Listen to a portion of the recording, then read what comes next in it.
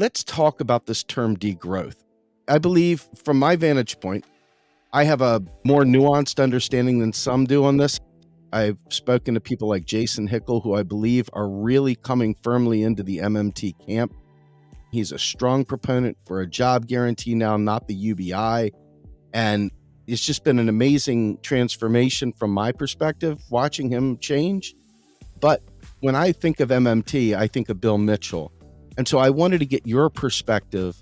And again, you wrote extensively on this. I really appreciated you taking the time to put this in writing. But I figure for folks that maybe don't read as much, maybe they would listen to a conversation about degrowth and its relationship with modern monetary theory.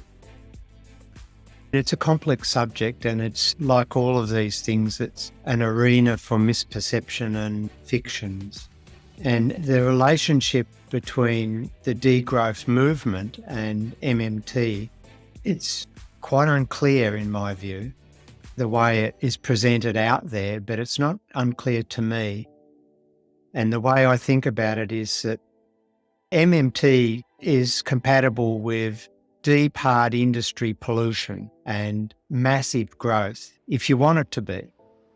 And it's also compatible with a highly sustainable strategy to reduce our reliance on mass consumption and to divert our economic activity, which we normally think is gross domestic product, to divert that into sustainable products. In other words, radically change the composition of our output.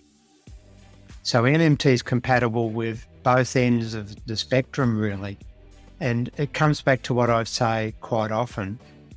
I gave a talk yesterday to some financial market players, and the question was asked, well, is MMT left-wing, that is in the political spectrum, because you're a national figure on the left, an intellectual person on the left. And I said, well, that's your first mistake. I said it nicely.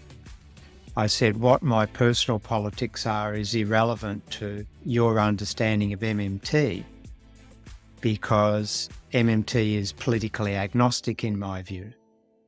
And I've said it over and over, and I was the one that first started saying it, that it's a lens, it's a framework of understanding, it's a way to really appreciate the capacities of a currency issuing government and the consequences of using that capacity in various ways, but that's it.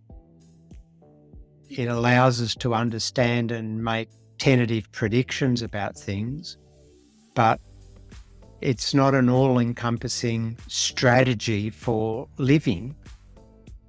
And to articulate a strategy for living, we have to, as I've said many times, impose a set of values or an ideology over that understanding. And so a right-winger could have an MMT understanding, yet articulate policies that are radically different to, say, the policies that I would articulate with the same understanding of the monetary system. So degrowth isn't an inherent part of MMT, that's the point. It's not part of the body of knowledge that we now would call MMT. Degrowth is a value system. It's a strategic way of thinking about the future of humanity on the planet. And it just happens that a lot of the things that would be required to encompass and implement and execute a degrowth strategy would require significant investment from the state. And so the hurdle, apart from all the other hurdles, the hurdle that would be presented and is presented every time we think about doing anything green is, well, how are we going to pay for it? That's going to cost a lot. How are we going to do it? And so then the political and public debate reverts back to sound finance and all the rest of the things that derail progressive agendas. And so a person with an MMT understanding would never ask those questions. We ask different questions.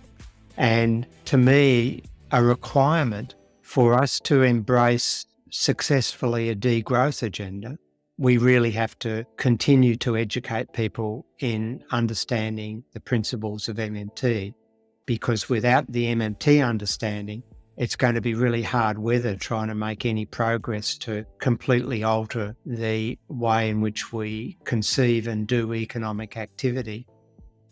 So that's the link between MMT and degrowth in my view. I think an MMT understanding is a necessary and sufficient condition for us to embark on the path of degrowth.